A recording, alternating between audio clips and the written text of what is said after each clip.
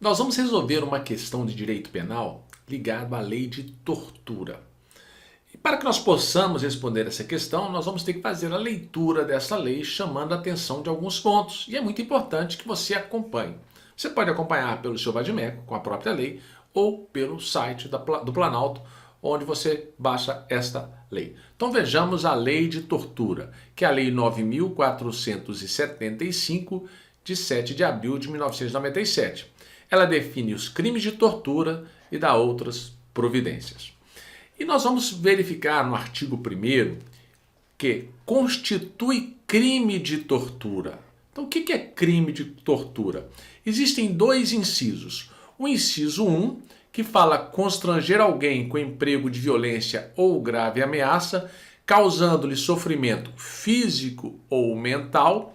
E temos o inciso 2, submeter alguém sob sua guarda, poder ou autoridade, com emprego de violência ou grave ameaça, a intenso sofrimento físico ou mental, como forma de aplicar castigo pessoal ou medida de caráter preventivo.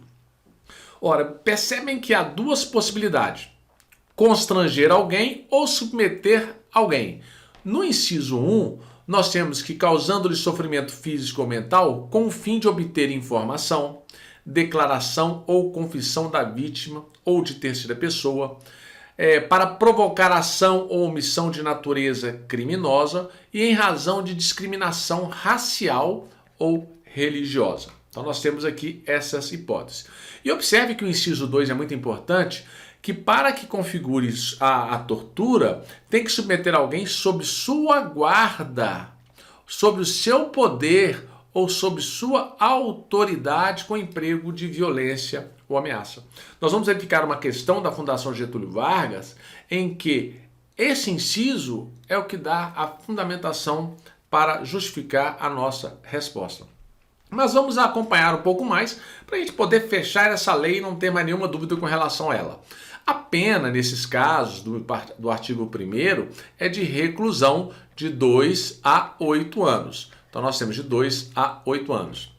Na mesma pena incorre quem submete pessoa presa ou sujeita a medida de segurança a sofrimento físico ou mental por intermédio de prática de ato não previsto em lei ou não resultante de medida legal. Então, se a pessoa estiver presa num presídio e for submetida a violência física ou mental, ela também estará sendo vítima de tortura. Aquele que se omite em face dessas condutas, quando tinha o dever de evitá-las ou apurá-las, também corre a pena de detenção de 1 a 4 anos. Se resulta lesão corporal de natureza grave ou gravíssima, a pena é de reclusão de 4 a 10 anos. Se resulta morte, de 8 a 16 anos. Aumenta-se a pena de 1/6 até 1/3 nos seguintes hipóteses: se o crime é cometido por agente público, se o crime é cometido contra criança, contra gestante, contra portador de deficiência, contra adolescente ou maior de 60 anos. Aqui nós temos um aumento de 1/6 a 1/3. Então, se eu tenho idoso, se eu tenho criança, se eu tenho adolescente, portador de deficiência ou gestante. E se o crime é cometido mediante sequestro, também temos aí um aumento de pena. A condenação acarretará a perda da função, perda do cargo ou emprego público e a interdição para seu exercício pelo dobro do prazo da pena aplicada. Então nós temos que, se for um funcionário público, ele vai perder a função dele. Se for um empregado público, vai perder o emprego dele. Nós temos, por exemplo, um cargo ou função, vai perder. Então nós temos que o exercício pelo dobro do prazo da pena aplicada. O crime de tortura, aqui também é questão até de direito constitucional, você tem que saber que ele é inafiançável, insuscetível de graça e insuscetível de anistia. Inafiançável, insuscetível de graça ou de anistia. O condenado por crime previsto nessa lei, salvo na hipótese do parágrafo 2º, iniciará o cumprimento da pena em regime fechado. Qual que é a hipótese? Salvo na hipótese, parágrafo 2º. Então nós temos que o início da pena em regime fechado, salvo as hipóteses do parágrafo 2º, que vai tratar que aquele que se omite em face dessas condutas. Quando ele tinha o dever de evitar, quando tinha o dever de apurar, é a pena de 1 a 4 anos, então ele não vai iniciar no regime fechado. Essa é a exceção que nós temos. E o disposto nessa lei aplica-se ainda quando o crime não tenha sido cometido em território nacional, mesmo que tenha sido praticado fora do território nacional, sendo a vítima brasileira ou encontrando-se o agente em local sob jurisdição brasileira, vai responder. Então essa é a leitura praticamente da lei de tortura, e nós vamos verificar agora como que a Fundação Getúlio Vargas cobrou isso na prova da OAB. A questão é de 2019. E como eu já mencionei em outros vídeos, é bom que você faça uma rápida leitura das hipóteses, das opções, para você ter uma ideia do que você deve procurar. Então nós temos aqui um caso, a Fundação Getúlio Vargas geralmente ela narra um caso grande, e vem logo embaixo uma questão. Considerando-se apenas as informações expostas, a defesa técnica de Zélia, no momento da apresentação da apelação, poderá, sob o ponto de vista técnico, requerer. Então nós sabemos, defesa técnica vai ser o advogado de Zélia.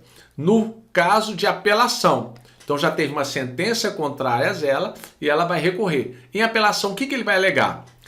Vai pedir a absolvição de Zélia do crime imputado pelo fato da sua conduta não se adequar à figura típica do crime de tortura? Opa, então nós temos que o caso que vai tratar lá em cima é sobre tortura. A absolvição de Zélia do delito de tortura com fundamento na causa de exclusão da ilicitude no exercício regular de um direito. Será que Zélia estava no exercício regular de direito e ela poderia ter praticado o ato? Nós não sabemos ainda, que nós não lemos o caso. O afastamento da causa de aumento de pena em razão da idade da vítima. Nós vimos pela lei que se é menor de 18 anos, que é o adolescente ou a criança, nós temos ali que a pena é aumentada de 1/6 a 1/3. Se é mais de 60 anos, é idoso, também é aumentada de 1/6 a 1/3. Então nós temos aqui questão de idade. O afastamento da agravante em razão da idade da vítima sob pena de configurar bis in idem, já que não é possível requerer a absolvição do crime de tortura majorada? Bom, então nós já temos a ideia do que nós vamos ter que procurar no questionamento. A defesa técnica, ou seja, o advogado em apelação vai pedir o quê? Nós sabemos que é sobre tortura. Então vamos verificar se houve alguma situação que nós podemos aplicar a lei de tortura. Zélia, professora de determinada escola particular, no dia 12 de setembro de 2019, presencia em via pública o momento em que Luiz, nascido em 20 de dezembro de 2012, adota comportamento extremamente mal educado e pega brinquedos de outra criança que estava no local. Nós temos então que Zélia presenciou no dia 12 de setembro de 2019, Luiz, nascido em 2012. Se ele nasceu em 2012, 13, 14, 15, 16, 17, 18, 19, ele tem 7 anos de idade. E ela não gostou do comportamento porque ele pegou o brinquedo de outra criança no local. Insatisfeita com a omissão da mãe da criança, sentindo-se na obrigação de intervir por ser professora, mesmo sem conhecer Luiz anteriormente, Zélia passa, mediante a grave ameaça, desferir golpes com um pedaço de madeira na mão de Luiz, como forma de lhe aplicar castigo pessoal, causando-lhe intenso sofrimento físico e mental. Por isso nós percebemos que a questão fala de tortura. Será que o ato dela configura tortura? Ora, vamos observar que Zélia é professora, mas ela fez isso com o aluno dela? Não, ela fez isso em vias públicas. Então ela fez isso numa via pública, numa situação que não tinha nada a ver com a situação dela, com a profissão dela. Então, nesse caso, eu não posso falar que houve tortura. Eu não posso aplicar a lei de tortura, uma vez que ela causou lesão corporal. Causou sofrimento físico e mental à criança de 7 anos? Causou.